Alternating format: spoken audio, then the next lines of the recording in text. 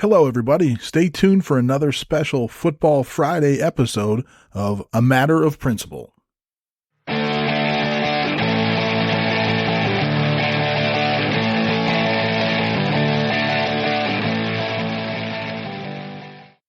Hello, everyone. My name is Vito Quaglia, and this is A Matter of Principle. Our guest today is Greg Skrepenak, the former GAR and Michigan standout offensive lineman who then went on to play in the NFL with the Raiders and the Carolina Panthers. I can't wait to talk with Skrep about football, both his experience, but also what's going on today. I'd love to hear his opinion on some things. So let's get the podcast started and welcome him. Welcome, Skrep. Hey, Vito. Thanks for having me. Well, thanks for giving us the time. So how you doing these days? How's everything going for you? Vito, everything's well. Just down here in Florida trying to get my body moving again. Yeah, it's a little in the summer, in the heat and the humidity and stuff. It's a little looser here than it is in NAPA at times. So coming down here, getting a little R&R helps. So everything's well. Well, that's good. And I fully understand what the cold weather does to a 50-something-year-old's body. So I get that. So more power to you for fighting off arthritis the best way you can. What's this? We're contemporaries. We're the same age, grew up in the same corner of the state. And let's just start with this now. And you coached a little bit when you were here in the area. What do you see are the advantages or disadvantages in football? But specifically, let's talk high school football. Nowadays, they only have one scrimmage. Back in the day in the 80s when we played, there were two scrimmages. We played at a time before state playoff games, so everybody had 11 games in the regular season and a bye week. So the season itself was longer, back in the day. It's a little bit shorter now. That the goal is for everybody to get into the playoffs, or as many teams in the playoffs as possible to win that state game. What do you think about, how the format is now versus how it was when you played? Well, I mean, the major difference in all of football, and even specifically high school, because it really starts on the high school level, and really high school is meant to learn the game and to really understand the game. The good news and what's changed is the game is safer than it's ever been. Mm-hmm. There's definitely a concentration on making, the game safe. Specifically years ago when the concussion stuff came out, and you don't want these kids to go through concussions and you keep them safe and stuff. But yet everything, the physicality of the game too, and what they go through has changed to where they're not, doing doubles and consecutively days and everything's backed off. You have a week of acclimation to get ready and stuff like that. So, from a safety perspective, the game is certainly as safe as it probably ever was, and probably in my estimation could ever be. The bad news to that is that all these kids, they lose field time, they lose practice time, they don't get enough reps. The technical aspect of the game has dropped off considerably simply because the time that, that we used to practice has been dramatically cut back to how they practice now. The summers are not as active. A lot of these kids are doing so much with their families and so much, they have so much interest in stuff. And not that we didn't play a lot, but we practiced a lot. We got to summer camps, we got to summer training and stuff. And then even if you weren't training there, you were at basketball or playing baseball or doing that stuff. So we're constantly playing and constantly practicing. And the kids don't do that today. And it's just not. And I don't know if that's a good or bad thing, but it certainly made us more technically sound, players when we played because we had that. That being said, the game, it's kind of changed in northeastern Pennsylvania specifically, just because there's so much going on. Soccer certainly has taken a lot of, the male athletes away from the game. The concussion issue certainly has scared parents, but rightfully so. There should be, some concern in that. But, you still, like I said, it is safer today than it's ever been. And, so the game has really taken a back seat a little bit to everything, to a lot of other stuff that's going on. But yet we still have in Northeast PA a good, tough, solid football player. Our attitudes are the same. It's just that not as many people are playing. It's a little bit of a different game. We grew up in an era, Vito, that you ran the ball first. And this is an era of wide open, throw it and find gimmick plays and do all that stuff. So good. I don't know if it's some things good, I think are better. Some things aren't, but it's just the way it is. And we'll see how it goes moving forward. Although playoff wise, I don't understand everyone making the playoff thing. That's, you know what, we always played to win the game and you had to earn everything you got, especially with the change and with the PIAA and, the double A, triple A, quadruple A's, 5A, 6A, 7, whatever they have now. There's not as many, you don't have to win as many games to get in the playoffs in the States. So I don't understand everybody in the playoff thing, but it's easier right now to win a state championship than ever was, simply because the classes there's so many different classes now. So you have a legitimate shot to win a state title. So better or worse, I mean, it's still football. It's still fun. These kids go out there giving it their effort, and we all love watching them. So we'll see where it goes. Yeah, it's definitely, there's pros and cons with anything. And one of the things about that I look at, and I have a completely different stance. When it first started, back in the day when I was in coaching and whatnot, and saw the expansion with the classifications and the playoffs as a good thing, and it probably still is a good thing. But then when you rewind a little bit, specifically go back, to the 80s when we were playing. So if you played, like I said, you had an 11 game schedule with a regular season schedule with a bye week. So you had a 12-week season. The 2 weeks prior, you had your two scrimmages, during the weeks of doubles. So there's 14 weeks of competition. And then you had Eastern Conference. That was usually, the way it was back then. So you had a couple classifications there, and those teams that were involved there got to play those extra weeks, whatever week 12, 13, 14, things like that. So now when you boil it all down, there's still a small number of teams that are playing in week 11, 12, and 13. I don't know, if that really changed all that much. So it's kind of like, what did you get out of it? I guess the idea that those 6 teams win, they get to say they are the state champ.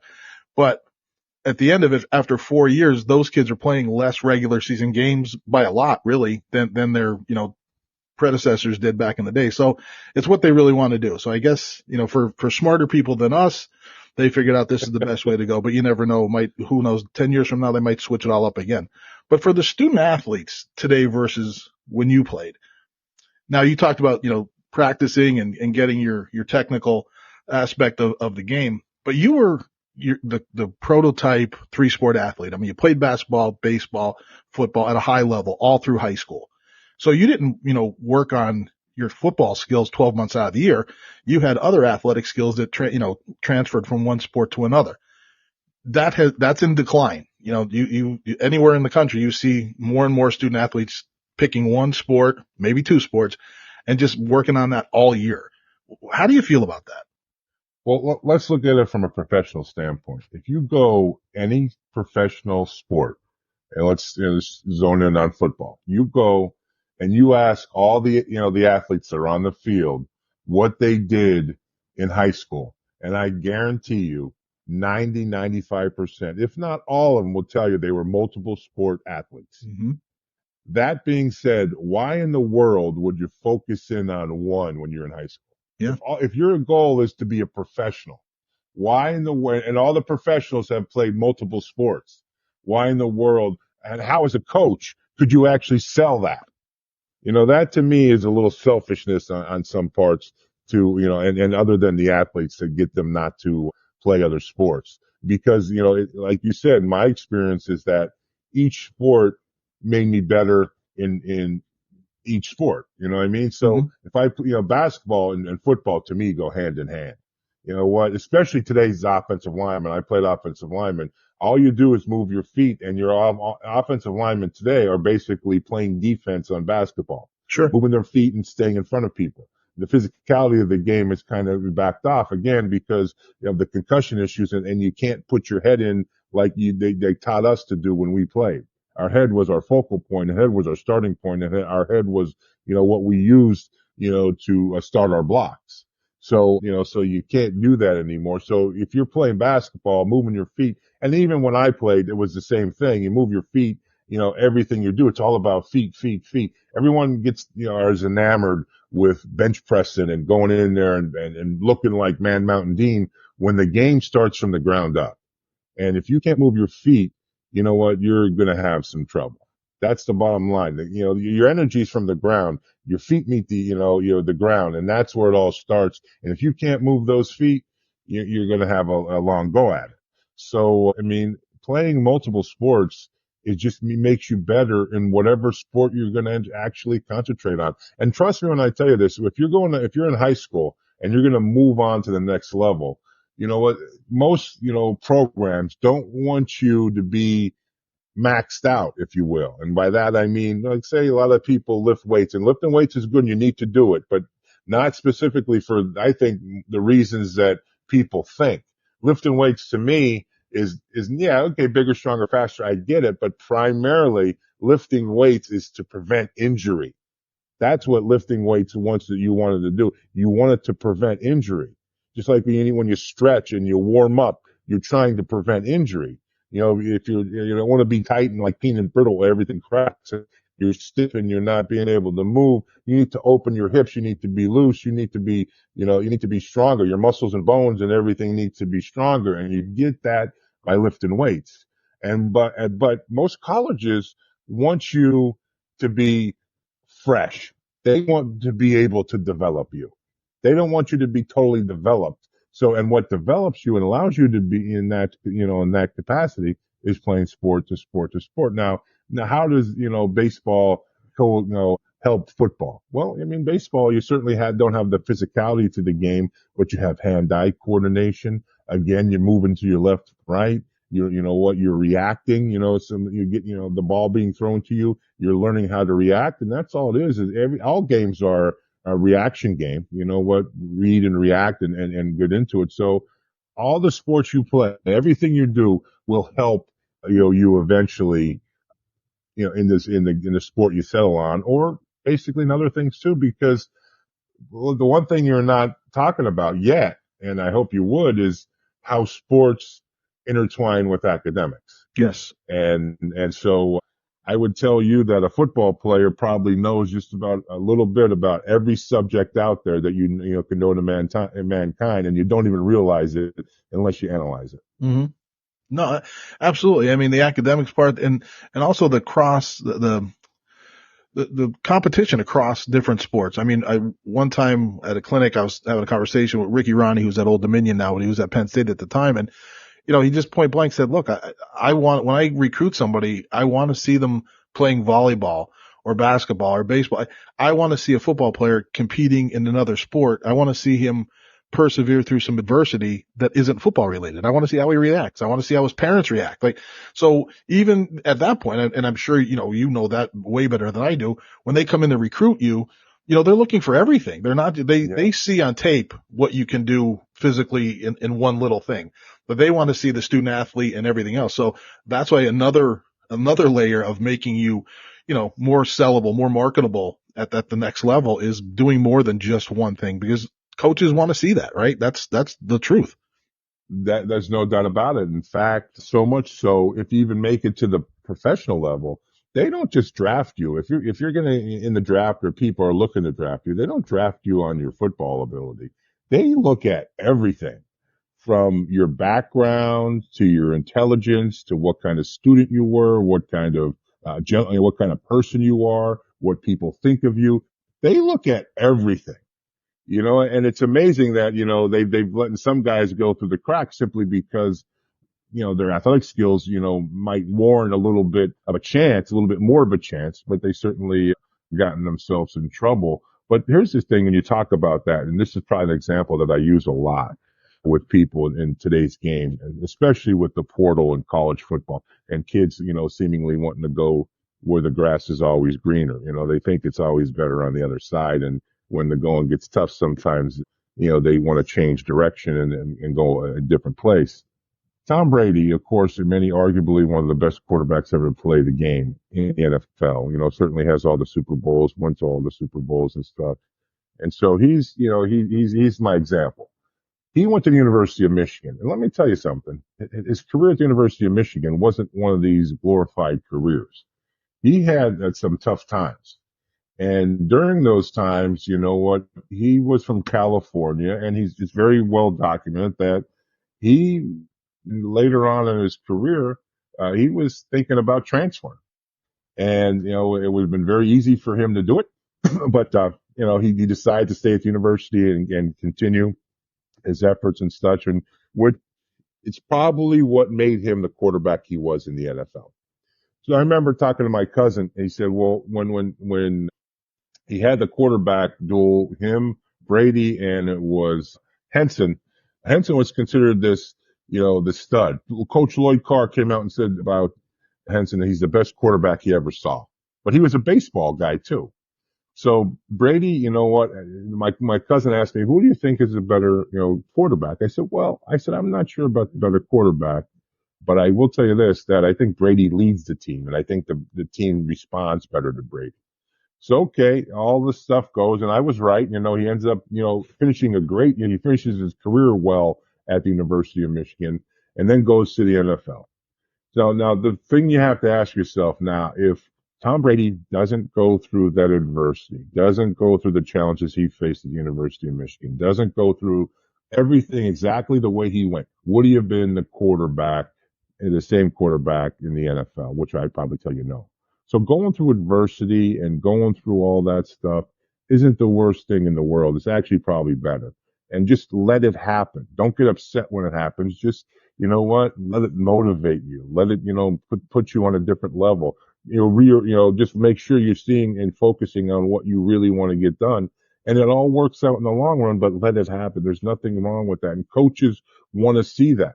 Obviously, he probably got drafted because the people, the administration and the scouts at New England saw that in Tom Brady because it certainly wasn't his skill set, Mm-hmm. He was a bigger guy. He was slow. He didn't have the strongest arms, but he had the greatest attitude and the greatest character that you could want. And they had to see that. So if you're not going to be able to see that if you're not doing anything. So I just even how you treat people is certainly going to be seen too. I mean, I will tell people just take advantage of everything you can. Go and do everything you can. Meet everybody you can. Stay humble, but stay hungry.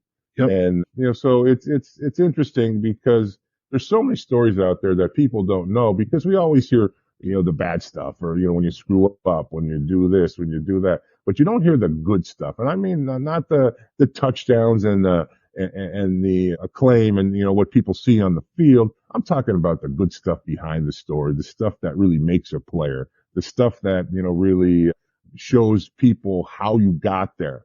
Because unfortunately, we live in this ESPN culture where everyone and these kids see an ESPN highlight and they just don't understand what goes into it. That 30-second clip, that 20-second clip you see on TV, there's probably hours and hours, days and days, years and years of preparation to get there.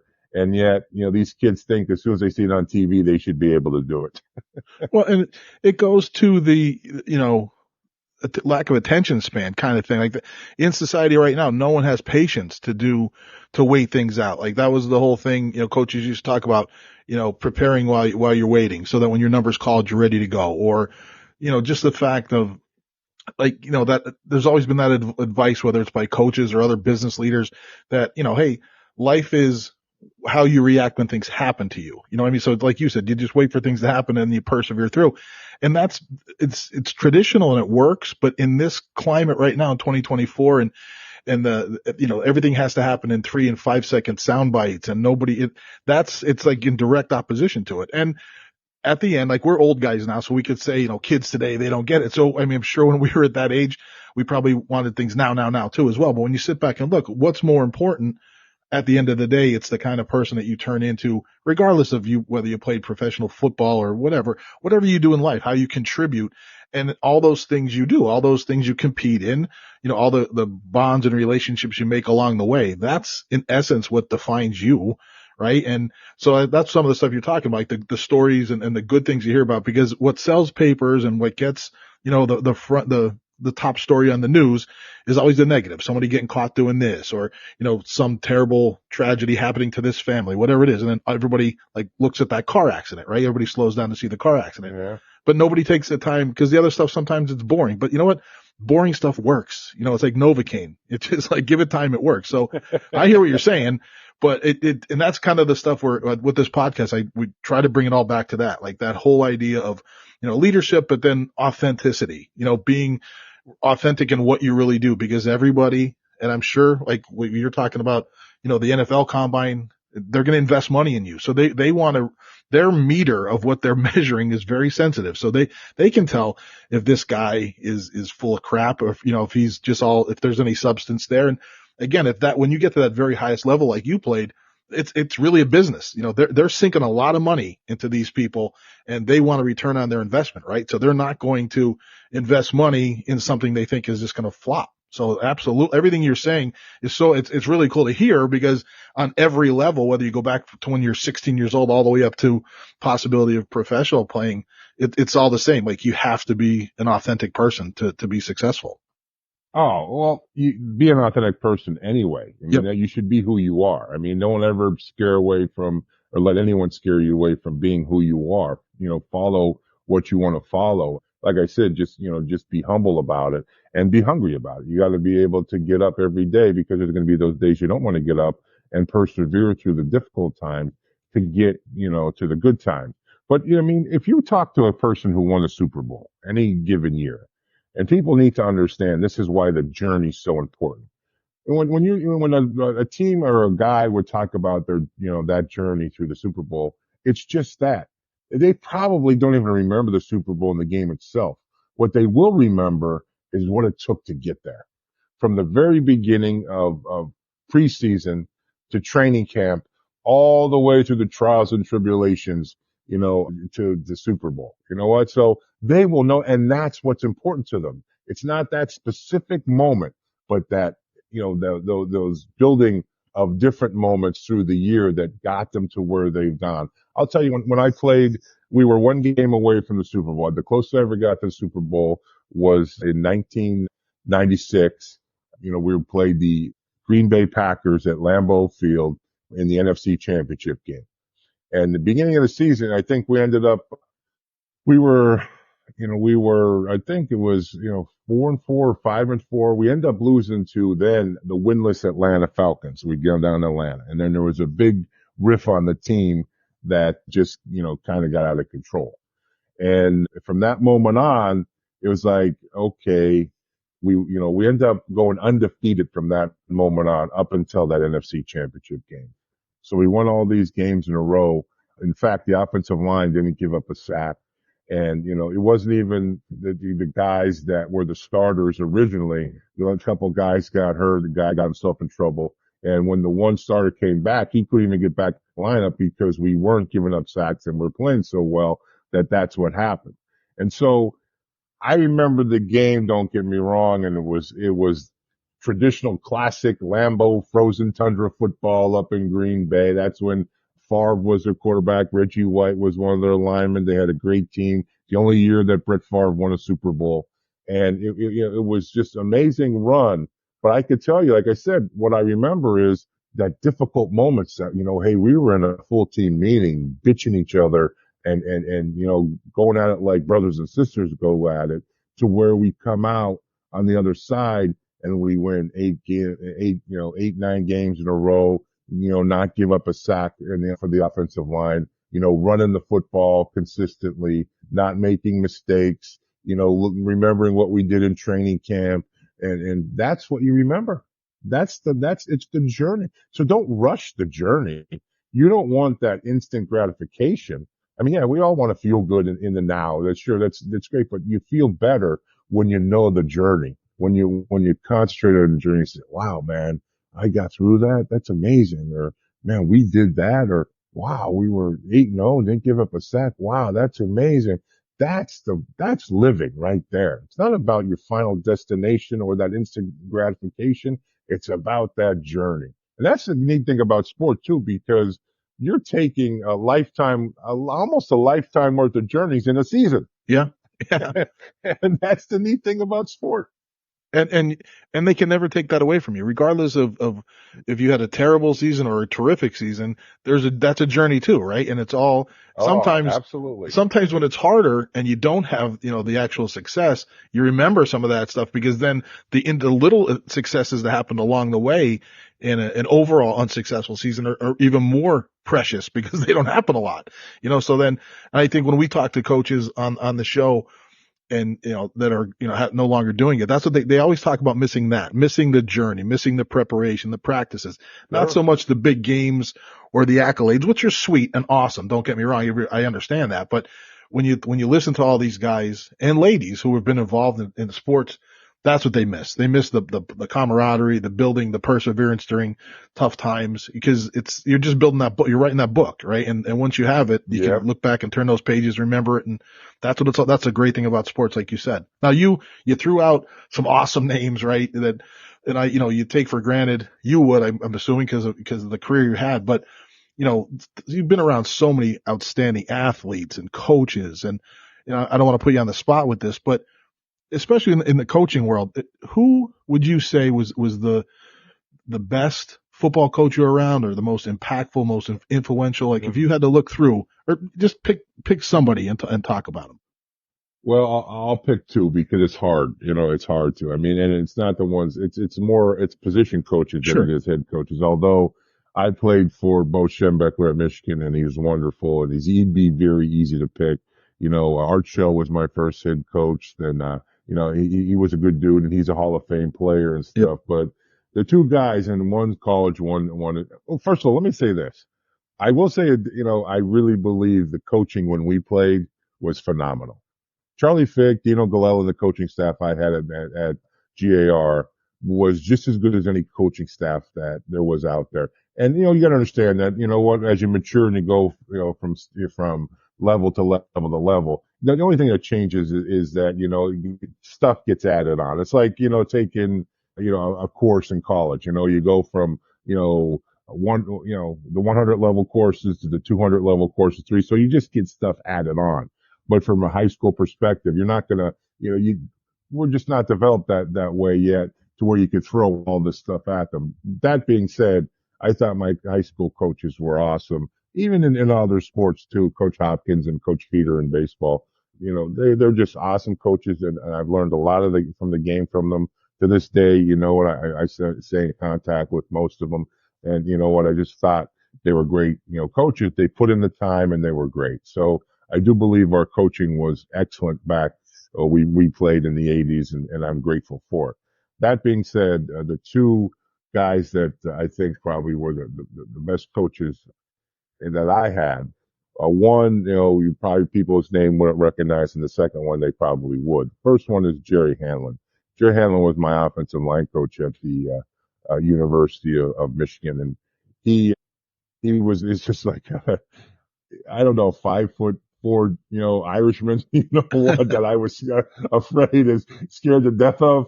He was just such a good coach, and, just got to see things, we work on things. He would just explain things to you where you got it. He would encourage you to do the things.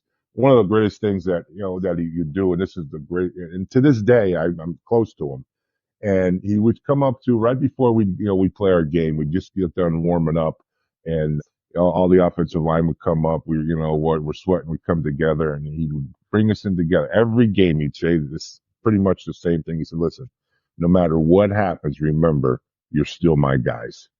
You're still my guys, no matter what happens." And so, that along with his just football knowledge just is something you don't forget. And even when I was in the worst times in football, but more importantly, in the worst times of my life, Jerry Hanlon had always been there for me. Always. And it just was awe-inspiring. And I feel bad now. I mean, he's in his 90s, and he's a 90-year-old man. I mean, and so he certainly has lost a little bit, but to this day, I mean, very grateful to have him in my life, and I'm very grateful for what he's done for me my entire life, especially, off the field as much as on the field. Now, professionally, the guy that I thought, again, I played with some really, good offensive lines and some good offensive line coaches. Art Shell, like I said, he was a Hall of Famer, but he was our head coach. Jim McNally, who was a renowned offensive line coach early with the Cincinnati Bengals, but in Carolina, he was up there. But the guy that I thought was the best, or one of the best coaches I ever had, was Joe Bugle. Joe Bugle was, he was synonymous with the Hogs from the Washington Redskins. and he was just a man's coach on the offensive line.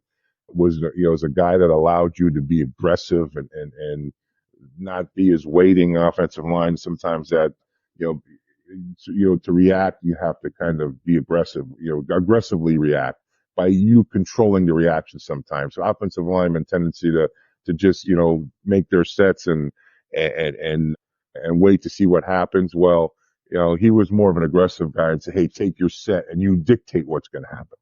And so it's a different philosophy, but he was an aggressive guy. From a technical standpoint, he was a guy that, keep your, what I would call, keep your shoulders parallel to the line of scrimmage guy, keep them squared up. And what I mean by that is your shoulders just match up, to the line of scrimmage. It's almost if you're like an equal sign there. Your shoulders are staying square to the line of scrimmage. You want to give that back behind you, anyone behind you, a two-way go. So don't open up one way or the other. You just keep your shoulder pads parallel to the line of scrimmage, so you could let the back determine where the hole is and where he sees the hole is and such. And then also, you don't want to, get small. When you turn your shoulders, you're not as wide, obviously. So if you're pass setting too, you want to remain as wide as you possibly can for as long as you possibly can. So your shoulders want to be parallel to the line of scrimmage. And then you could also be a little bit more aggressive that way too. So, Joe Bugle was just, like I said, a man's man coach, a guy that wouldn't demand anything he wouldn't do yourself. He would come in and, start running with us because, that's what he believed. He said he wouldn't, ask anything of his players that he didn't do himself. And he's an older man when I got, the coach, he's coaching me and he's out there running a little bit, doing this, doing that. And he just loved the game and he loved offensive line play. So those two guys are really two of the same mold in many ways, but one's of course professional, one's amateur in college, but Joe Bugle professionally and Jerry Hanlon, just two of the best I had. And how about players? How about this?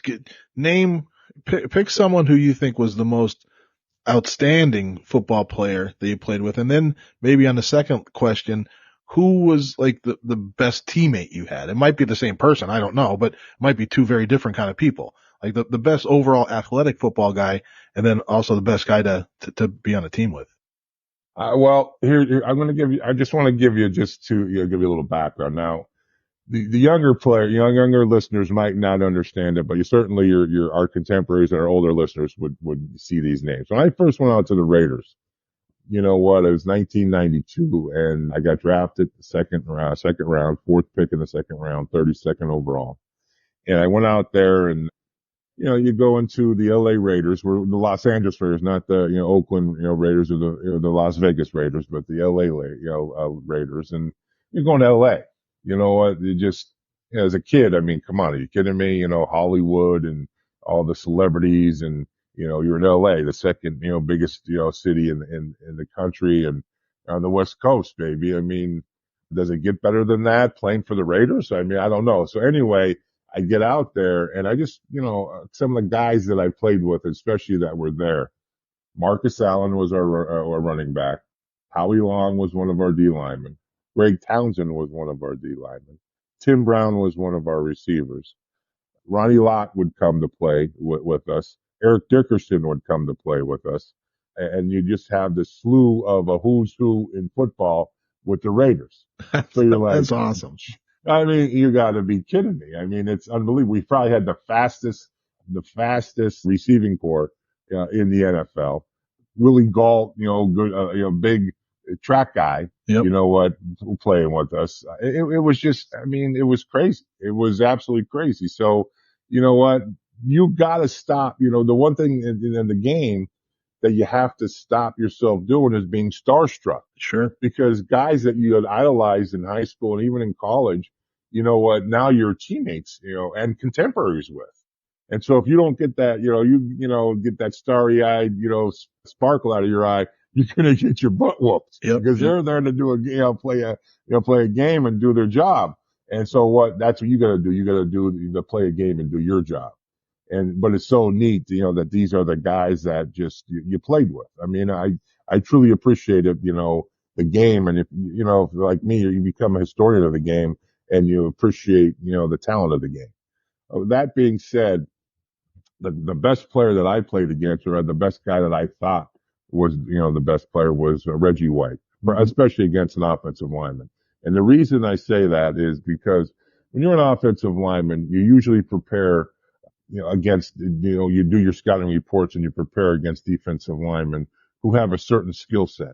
And generally speaking, each of these linemen have one thing they're really good at, whether it be, if they're really quick, if they're really fast, or if they're really strong. You know what? That's the three, things you're looking at. You know what? When you're strong, they could just, bull rush you. When they're quick, they could just shoot you and leave you. And when you're fast, they could just get up the field real quick. And as an offensive tackle, you'd have to be concerned. And there's something, and they all have a little bit of a second quality and stuff like that. That's all fine and dandy, but generally you're setting and you're preparing for one of the three things that, someone's good at, whether they're strong, quick, or fast. Reggie White was all three. All three. When, if you have two of the skill sets, you're going to have in for a battle. But if they have all three, let me tell you something, you're in for a long day. It's going to be a long day. Not that you can't, you beat him here and there, but the man just had it all. He was quick, he was fast, and he was strong. And he had this hump move that he, of course, it was more of a science thing that he was using. There we go with the academic thing in football, where he would get your momentum to go one way because he was strong and you didn't want to get run over, but he gets your momentum going one way, and he comes up and back with this hump move, but he comes back with his arm some way where he just brings it back on the other side and he clubs you, on the one side, and it looks like you weren't even there. That's how he has your, he was strong. With your momentum going in the opposite direction, he's clubbing you. It almost looks like you were never even there as he goes on to the quarterback. And, then he could quick you. He could give you a little juke, and then he could, sack the quarterback. And then, then he could just run through you if he had to. And that right there is a long day's work. And so for that reason, I say he's the best, although there were some great players that I played against, throughout my career. I thought Bryant Young for San Francisco was a tough guy, especially interior, because then I moved to play guard, and he was just a tough guy to play against. He was, had some good moves, quick, strong. So he definitely was a tough guy to play against. And there was numerous guys that you could mention, but those two specifically, Reggie White, I thought was the best. Now the best teammate, that's a really tough thing because I had such great teammates, but I will cite one guy because we're still friends to this day, and actually he's kept a lot of us close to this day. His name's Steve Wisniewski, and a lot of people would be familiar with Steve because he played at Penn State. I think he was on the national title team, the 86, their last national title team at Penn State. Got drafted and stayed with the Raiders his entire professional career, was a all pro, I think Pro Bowl for, several years, 6, 7 years. And to this day, we stay in contact. We get a group of us stay together. We go on trips, once in a while to see everybody. And just a good guy, man. Somebody who's encouraging. Someone who would be there the whole time. Somebody that, you could talk to. Somebody that would give you great advice. Just a good man. Doesn't get better than guys like Steve Wisniewski. Cool. Thanks for that.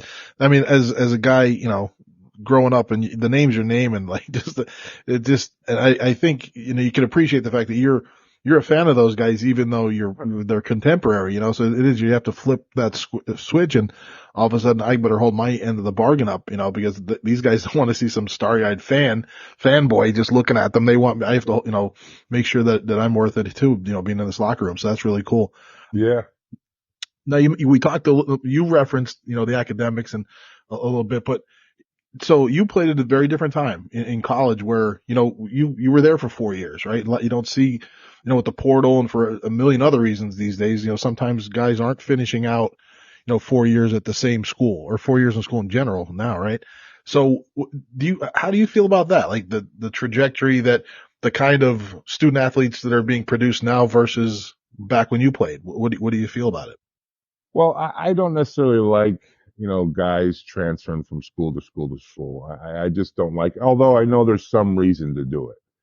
But again, I said it before. I think a lot of guys think the grass is always greener. Well, they'll run, to what they see as a better opportunity when they're actually just setting themselves up for failure because they're constantly going to be running if the opportunity they thought was there doesn't exist. And so, in my opinion, it's better to hunker down and do what you can do to make the best of your situation better. And I think in the long run, you benefit from that, decision better than from going from place to place. But I do know there's reasons for some people to leave, and it's nice to have those options. I get it. I just think it needs to be a little more regulated, or at least have a little bit more rules to it. Because I heard that an Alabama guy transferred to Iowa, got a deal for himself through with the The NIL, yeah, whatever, NIL, yeah, the NIL money, and then he transferred back to to Alabama. yep, That's not what the whole thing was intended for. I also see, that it shouldn't be allowed with the NIL stuff, that you could just, like Ohio State did this past year, and they're not the only ones, because, other teams are guilty of it too, that they pretty much built their entire roster based on NLI money, so to buy the best athletes they possibly can to, try to compete, for a national title. That to me was, the transfer portal, not for that, intention either. sure. And that's where, I really have issue with, the transfer portal and stuff. But I gave you the story about Tom Brady and the adversity that he handled, and which, ends up benefiting him, as, which many would consider him the best quarterback ever to play the game. And so I think it's hard, it's hard to stop a kid from trying to create better opportunity for himself. But and if I was given the advice, I'd say, listen, how do you know you're not creating issues for yourself? Where I think the better opportunity is stay, handle the adversity, and you're going to be a better person for it no matter what happened. Whereas if you start to transfer and move on, that's what you're going to do the whole life. It's hard to stop that pattern when it starts. I mean, everyone who sees it knows it. If you just say, okay, I'm going to go here. I mean, whether it's a job, whether it's school, whether it's, your church, for crying out loud. I'm going to go to this church because I don't like something here, or I got to change jobs because this guy, upset me, or I got to do something new, constantly doing something new and searching for something that you're never going to find because you're going to think it's better somewhere else all the time. And so I think it's it has the potential of creating that scenario for a lot of people. Well, it's definitely the Wild West right now. Like you said, more regulations. Maybe, if it calms down a little bit, it's a little bit easier to kind of keep some guidelines around it. But right now, it's just like people are doing it for all. Maybe there was a reason they set these things up, but it just seems like everyone's taking advantage of loopholes and what else is going on. And in essence, it's really going to make it harder for people to have a sustained program, because if you don't know who's going to be there from year to year to year, and you're constantly in a recruiting mode because you thought you were going to have this guy at this position for 2 or 3 seasons, and now all of a sudden they're gone. And yeah, that's crazy. And then the NIL stuff, the name, image, and likeness stuff. I get that part of it where, you're a testament of it, right? Your football has really done damage to your body. And, all these guys, the college guys who don't make it to the pro level, like they've invested, maybe they have medical bills and this and that, and they don't ever see an NFL paycheck. So to have them make a little money because they played and made millions and millions of dollars for a college program, I get it. But then when they brought that kind of stuff in, I don't know if they were thinking about all the social media influencers and these guys, because they have, a million likes on Instagram, that they're coming to this college and they're getting, a brand new $90,000 pickup truck because of NIL money. And like, that's a whole different ballgame, right?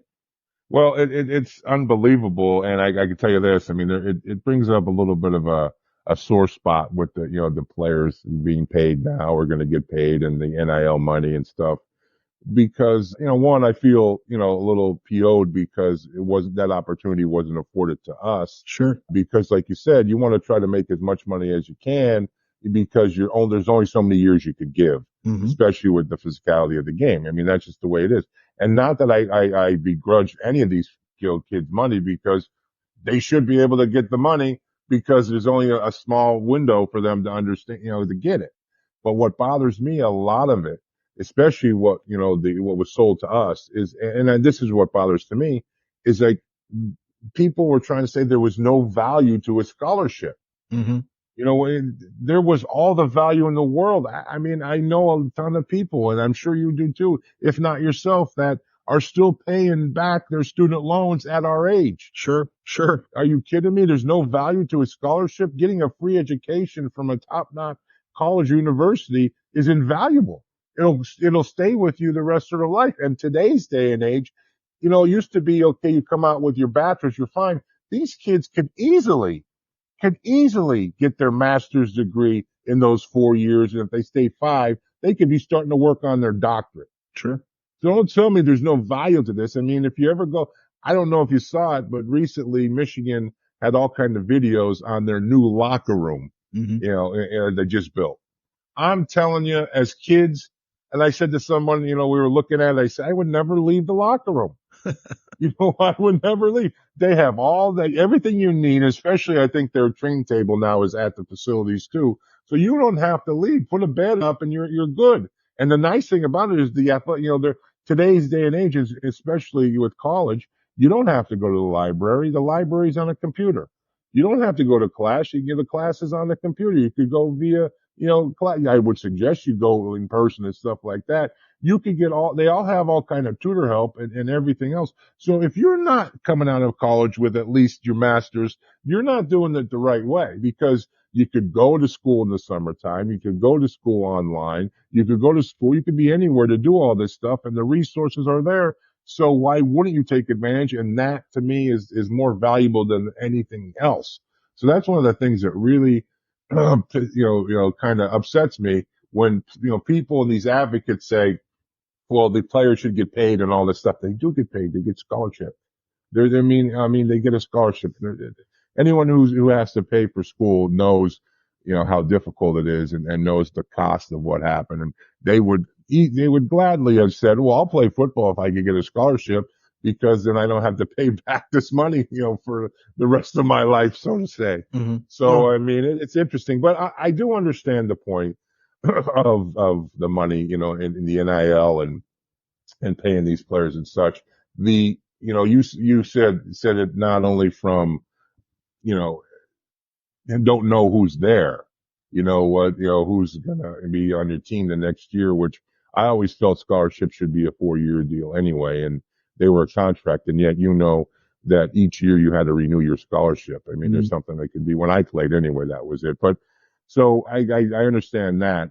But what scares me is, from what I hear and what I read and such, and from the scuttlebutt, among players and stuff, is eventually that, the football programs are going to have absolutely zero affiliation with the academic side of it.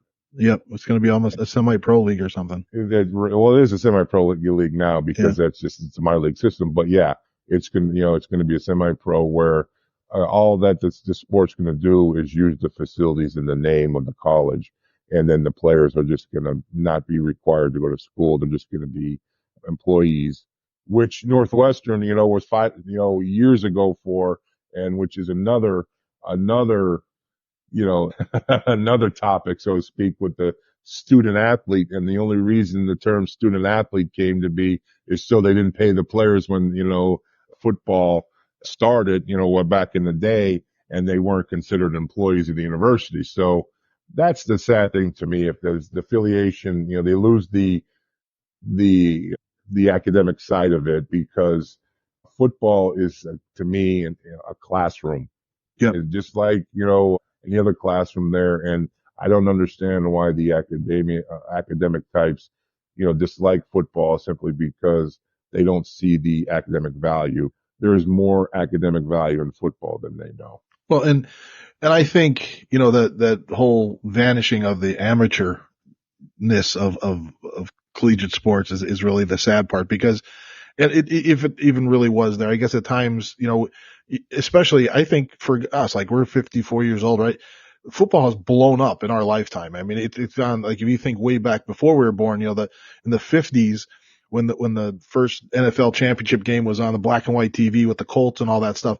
like from there to now, like it's a $1 billion industry, pro and college. And I think that's a lot of that, let the kids get theirs kind of philosophy came from that, where they see multi-billion-dollar facilities and coaches getting $15 million a year, and kids not getting quote unquote paid. They're getting compensated with the facilities and the scholarships, but not getting actual dollars. But yet other people, wink wink, getting dollars. You know what I mean? So I think, Yeah. and I'm going to say it the wrong way, but in my world of education, I think it's a very similar to like No Child Left Behind, right? When they came out and said, okay, because a few states aren't up to par with their educational standards, we're going to make national standards for everybody, and everyone has to do this. So maybe because few programs were paying kids with boosters and doing this and doing that, we're going to open the floodgates and let everybody, you know what I mean? So I think it's when you try to fix a small problem by making a huge problem, I don't know if they realized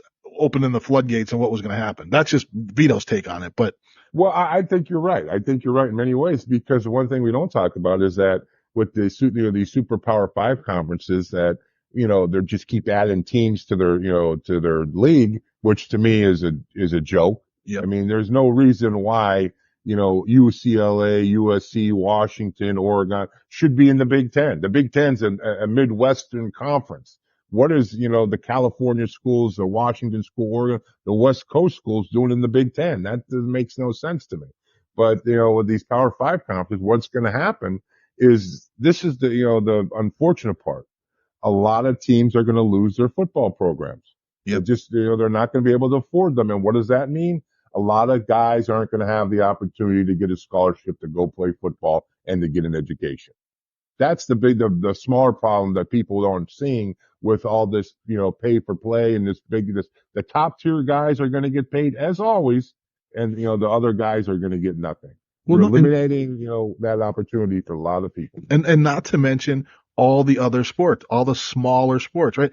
And I don't know the rules with this one, but how do you justify cross country travel for basketball, soccer, and other things if you're going to go from the West Coast to East Coast, because now you're in that conference? Are all the sports in the conference, or is it just going to be, well, football is going to be the sport that travels around, all the states here, but other sports will be regional, because we just can't put, in the middle of a week, have the soccer team travel from California to, Ohio.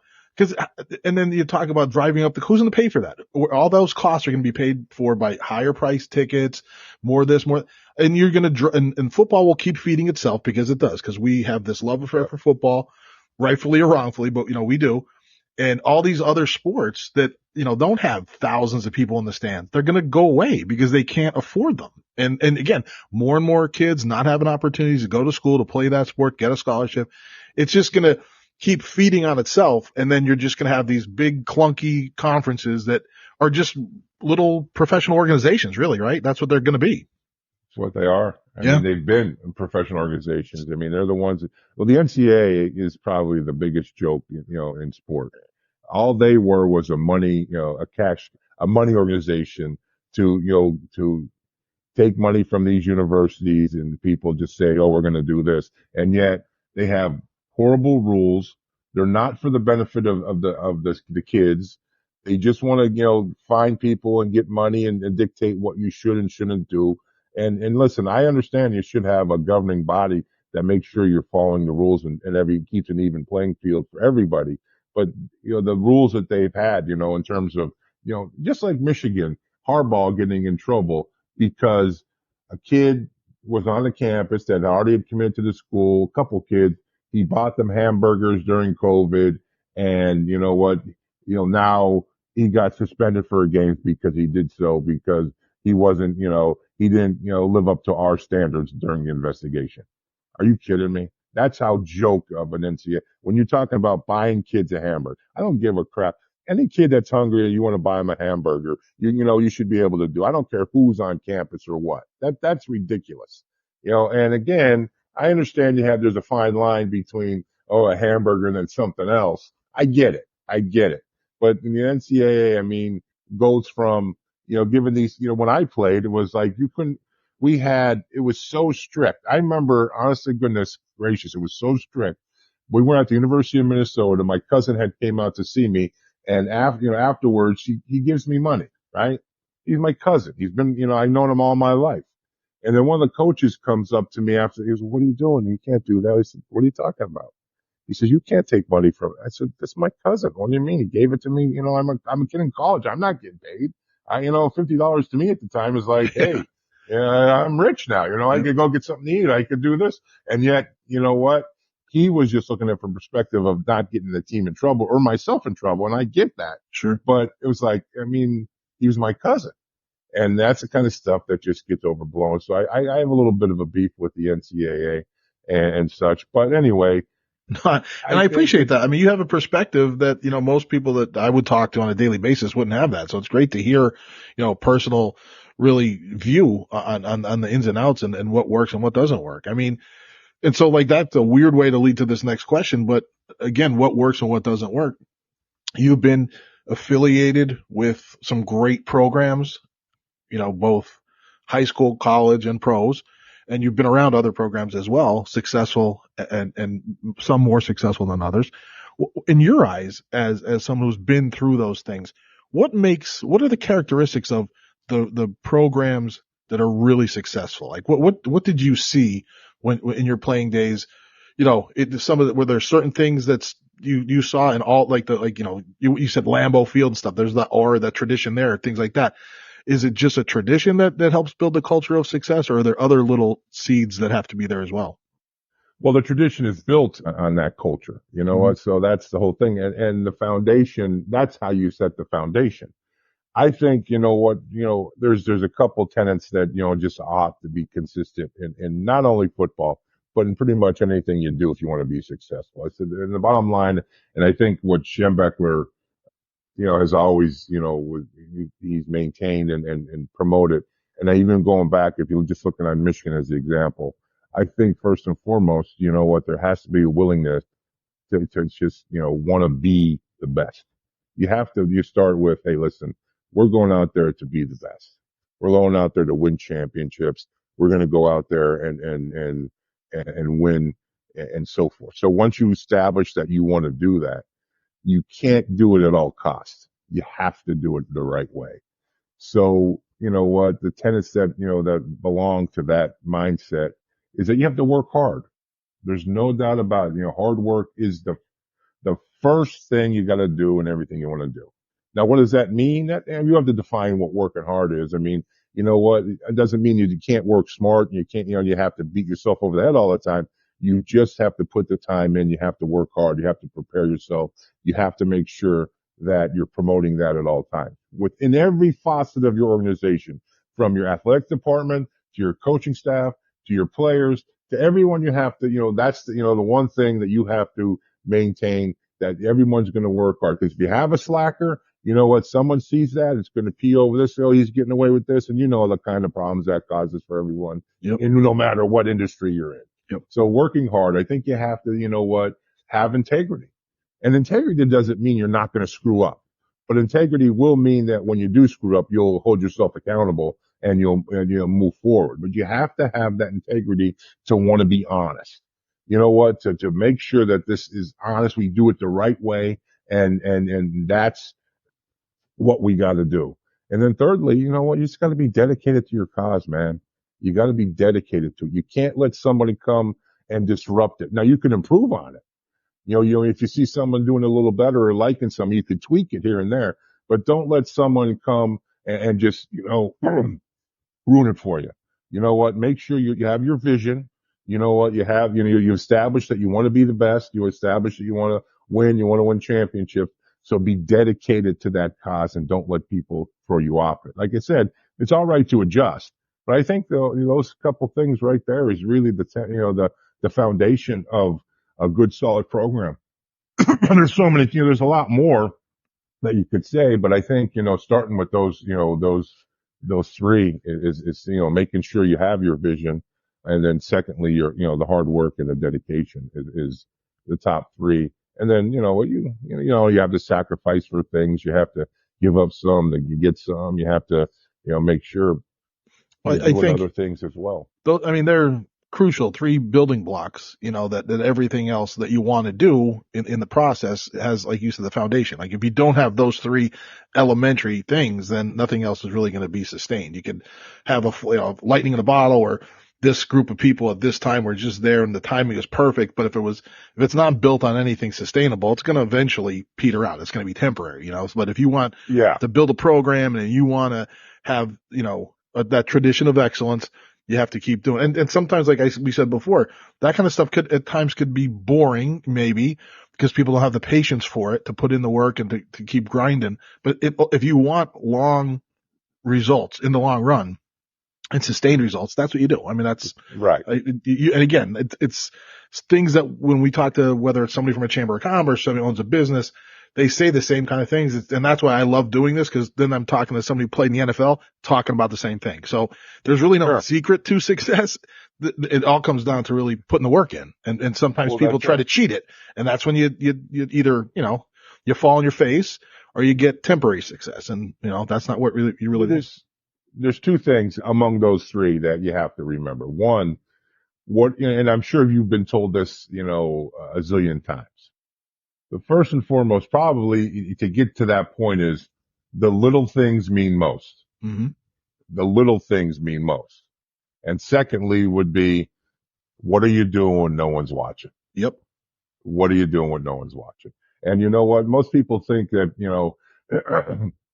going on the field and practicing, going through training camp is going to make the season. No, the season's already been made. The season's been made by all the players that have done what they've done in the preseason. That's, people aren't looking at them and seeing them. What are they doing then is going to dictate if you're going to be successful. And what are the little things you're doing to make yourself better? You know what? Maybe I shouldn't, and what's the little things? Maybe I shouldn't go out tonight. Maybe I should, go work out. That's a small thing, right? You know what? It's no big deal, this and that. But maybe that couple-hour workout, is going to actually push you over the top when it comes time to, that when you need it down and dirty, the 4th down and 3, you need to stop the, opposing team's offense and you win the game, compared to whether or not, they're going to score or not score. People don't look at it that way, but you know what? It's funny. I tell you, people laugh all the time. I was never a big drinker, even in high school. I never got, partied and stuff. And when I went to parties in high school, I used to drink milk. Yeah, you know what? That's the funny thing. I never liked to take. I used to drink milk. And you know what? It might sound funny. It might, people will laugh at it. That's fine. They can. But that's a little thing that I did that allowed me to go where I went. That's the little things I talk about. You know what? And what are you doing when people aren't looking? I'm drinking milk. Because everyone, listen, come on, we're not stupid. In high school, unfortunately, some people drink and there's parties and you got to be careful. That's the little things. Or, after a game and say, well, I'm going to go party because we did this and that and blah, blah, blah. Or, maybe I should go sleep. My body's kind of beat up. You know what? I need some R&R. I need to, we have a big game next week. So maybe I shouldn't, do this, and so little thing, it's no one would ever stop you from having, hey, go, why don't you go out and have a good time, after you won the game and, celebrate a little bit, but your body's calling for more rest. Little thing, nobody's watching. What do? I mean, hey, that's the stuff that helps you. It makes all the difference. Little thing. When absence of it causes the erosion, right? If you keep taking away a little bit, it's like water dripping on a rock. Funny Skrep story that I have. I remember when you said about what are you doing to other people.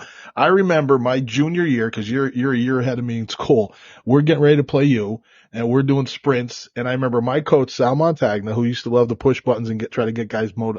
We'd go through a wall for him, but Big Sal. And I remember doing something. He's like, all right, Vito, what do you think Skrep's doing? And in my head, I'm going, he's getting ready to kick my rear end. That's what he's oh yeah, coach, I know. I'm going to run faster. And I think about, and that year, you got your senior year, we come out to play you on the turf, and I'm at right guard, all 5'10", 200 pounds, right? And then there's you on the D line and Cuss on the D line. Like, you guys were massive. And then you had athletes all over the field, and you had maniacs like Kubicki and oh my gosh, Snyder. I mean, you had athletes on that field. Plus that turf made your guys so much faster, and you're huge. And again, that could be, I'm going to ask you to come back on because we could talk about in the 80s. And again, I don't want to take shots at kids today because it's not what I do, but it Right. seemed Sure. like in those eras, like from the middle 80s to early 90s, up and down the Luzerne and Lackawanna conferences, there was Division I athletes everywhere in every sport: basketball, baseball, football, and it was like every school had somebody. It was crazy. It was a crazy time of athletic talent around here. So I'd love to talk about that kind of stuff with you on a different thing because you played against all of them at that time and you saw them. Yep. But one last question before we wrap up that I have for you. I mean, you were always a big kid, right? Growing up. When did you know, or maybe it was a conversation at home with other people. When did you think, hey, you know what? I might be able to be a D1 kid or maybe even a professional athlete. Like when did that start to become a reality for you? Well, before I answer the last question, let me just say this. I want to, going back to what you said previously. Sure. Wilkes-Barre area. This is what people have to understand. And it kind of upset me because Wilkes-Barre area never promoted it the way it should have been. But in when I was with the Carolina Panthers, there was a guy by the name of Rocket Ismail as a teammate and a guy by the name of Bucky Greeley as a teammate. Yeah, right. All from the same little spot. Now mind you, this is Wilkes-Barre, Pennsylvania. Yep. And we're playing for the Carolina Panthers NFL football team, one of 32 teams. Yep. So, you know what? Let's see. I went to GAR. Rocket went to Myers. Bucky was a Coughlin graduate. Mm-hmm. That's every city school in Wilkes-Barre, small Wilkes-Barre, Pennsylvania, not only represented in the NFL, but represented on one NFL football team. Yeah, that's crazy. Crazy. But anyway, getting to your question, refresh my memory again. What was when did you know that that next level was going to be a possibility for you? Well, you know what? It's what I'm amazed at, and I look back, and just because I know ages, in my high school career, I started my very first game. I started with GAR. I started against Hanover, who would win the Eastern Conference Championship, I think, 2 years in a row. Yeah, back to back. They were awesome. Yep. Yeah, very good. I started my career at 13 years old at Hanover Stadium. It was, 3, 4, 5 deep around the fence. The stadium was packed. I think we ended up losing them maybe 7-0, 6-0. I think we lost them. That would start their run for the Eastern Conference. But I was 13 years old. Yep, a baby. The oldest I've ever played high school football at, or would play high school football, would be 16 years old. Mm-hmm. And I'm thinking, man, I could have used those extra 2 years, or at least be 17. You know what? I wouldn't turn 17 my senior year until January that year. So 1987 January is where I would turn 17. Mm-hmm. But I think to myself, wow. That being said, when I was a freshman, my buddy Joe Marks, who was a year in front of me, but he was also the football trainer. He helped us out with taping ankles and draping. He was very good even at that age. He was just a smart kid and just studied it and he helped us. So he had shown me that I guess he had pulled it out of the garbage in the coach's room or something like that. And it was a letter from Syracuse, showing interest in me, for football. And of course, coaches at that time aren't going to, give me any kind of letter like that simply because they want to keep you motivated. And that was their way back then. They couldn't let you, coaches back then would think you become soft if they talk too nice about you. Yeah, they wouldn't let us have water, right? Like water was making you soft. It was a different world. Once a practice, right? So, but I think that's just, it was the negative reinforcement, obviously, is what they thought was the way to do it. And I'm not complaining. That's just the way it was. So I was 13 years old. I saw the letter and I just, at that time, I said, wow. So as time would go on, sophomore, this and that, I think was mostly end of my sophomore year or, in the beginning of the junior and stuff, more letters starting to come in. Now, I'm thinking, wow, this is pretty cool. And, so now I have to start thinking. And so I was about 14, 15 years old and these letters are coming in and I'm getting letters on a consistent basis. I'm getting letters from every major college that's out there. And I'm getting letters from a lot of the alumni because at that time, alumni could send letters on the school's behalf to encourage you to go to school. So, but I also was getting, stuff from for basketball. Very similar. A lot of schools not the traditional powerhouse uh, schools in basketball. Although I did get a couple letters from some big schools, but they were just letters. You know what? To start, hey, I heard you're a potential good athlete, this and that, blah blah blah. So then I actually even got some correspondence from baseball stuff. So I realized then, okay, man, there's a possibility that this could happen. And I also realized, what looking in the mirror and, just in what direction I was going to go in that I could pretty much go anywhere I wanted to go with football. So about 15, 16 years old, I kind of realized this. And what most people don't understand is before my senior season that Drexel, University of Drexel came in and offered me a scholarship to play basketball. Okay. And so that, so I could legitimately say I had a Division I school come in and offer me that most other schools wouldn't offer because they probably realized I was going to go football. And then, so it was pretty cool. And then I actually got correspondence from the Pirates in baseball. I got a couple letters. I think there was a local scout there, that was, local, and he sent me some stuff, and this was pretty cool. And I always loved baseball, still love baseball. Probably go to more baseball games than anything else just because I like the pace of the game. And I like, it's in the summer, it's in outside, it's in warm weather and stuff. So I go to a ton of baseball games. So that was pretty cool too. But realizing that, most of the major schools and the bigger schools and the correspondence was football. I kind of realized that, I look myself in the mirror and say, man, you have a football body. It's pretty much, the direction you should head. And that's kind of when I started moving in that direction. I was 15, 16 years old when I understood it. And, unfortunately, recruiting was, good and bad. It's awesome, to have that kind of attention, especially as a kid, you feel good about yourself, but you also it wears you out because of that attention. And, sometimes you just want to step back from it. And then also the worst thing I probably ever had to do in this whole process, is tell everybody else no except one person. Yeah. Yeah. That's and my dad said, you got to tell these other teams no. Mm-hmm. And I'm like, oh man, do I have to? And he goes, yeah, you have to. So that was it. I mean, that's, so I was a young kid and I've been on this path ever since. And it's, like I said, good, bad. There certainly have my issues, playing the game as long as I did. And there are some, negative side effects. And it's kind of this love-hate thing. You know what? I love the game, but I hate some of the things it did to me. But that's why I said early on when we started all this about, I think the game's as safe as it could be, if not, probably, if not safe as safe as it ever could be. They really, have through extraordinary measures to make it safe. And I will say this.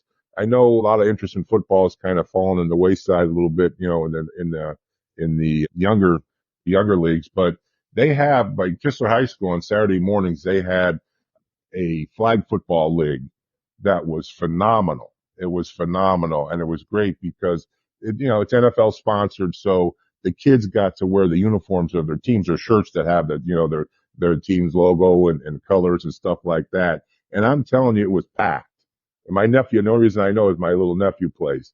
And I'm telling you, it was awesome. It was awesome. Boys, girls, enjoying the game, fun, hooting and hollering, ton of people there. There were so many people there that they used to bring food trucks in so they could sell things and stuff. It was right there behind Kistler High School in Wilkes-Barre. And so, there is interest in football, and it's probably the better path to take at that young of an age. Yeah. But come high school, get the pads on and let's go. Well, and they're really trying to grow flag football with girls now too, to get them more involved. There's a big push into that. Yeah. And, that again, it's, one side, I'm sure there's money behind it, we'll try to make more money down the road, but to get more kids involved in things, cause that's, on the educational side, when kids are connected, they go to school more, they get more, they're more motivated, they get the grades, they keep them on the team. So it's a win-win in my eyes. Now, and you talked about the three sports for you, and you mentioned baseball with the Pirates and stuff, but again, a reason that I'm going to bring you back and we're going to talk glory days later on, because you played at that time, you had Marini and Groves at Tunkhannock and McDermott out at Nanticoke, Scotty Francis. I mean, there was, again, guys that were getting, Charlie Hurst was at Hoban, guys getting, scouted for Major League all up and down, the conference, ridiculous athletes in so many sports. So that'll be a conversation for another day. But I'm thrilled that you gave us the time and talked a little bit about your journey. It was awesome. Awesome to catch up with you personally too, but great for the listeners to hear everything that went into everything that's happened to you so far in your life. So if you don't mind, I'll reach out to you in the future. We'll get you back on here and continue our conversation. There's no problem. I appreciate it. I thank you for allowing me to share a little bit. I will say this, with the end of football, even in high school, I said, the great thing about football, no matter what the level, is once you've played, you're in a fraternity that's as special as it ever could be. I don't think there's a fraternity that's better, and that'll follow you for the rest of your life. When people know you played football, you get that automatic respect. And that, like I said, when other people who played football, you will meet the rest of your life and you will have a common bond that's second to none, and you'll be in that fraternity for the rest of your life. And that's one of the greatest things about football and playing the game, no matter what level, no matter what level. It's just been awesome. But I appreciate the time. Thank you for allowing me to share a little bit, relive some things. It's nice to get on shows like this, Vito, because you know what? Not only do I get to share, a lot of things, but it also gives me a chance to, talk about and reiterate the things that I want to be in my life too, the things that I need to follow, the things that I want to continue to do, and the things that, are important to me. So it's nice to always speak on that level and also be able to just reiterate to yourself, what are the things that you want to do. So I appreciate the time and thank you and good luck with the podcast. I think it's great. I've seen some of the other guests you had certainly and I will listen to some of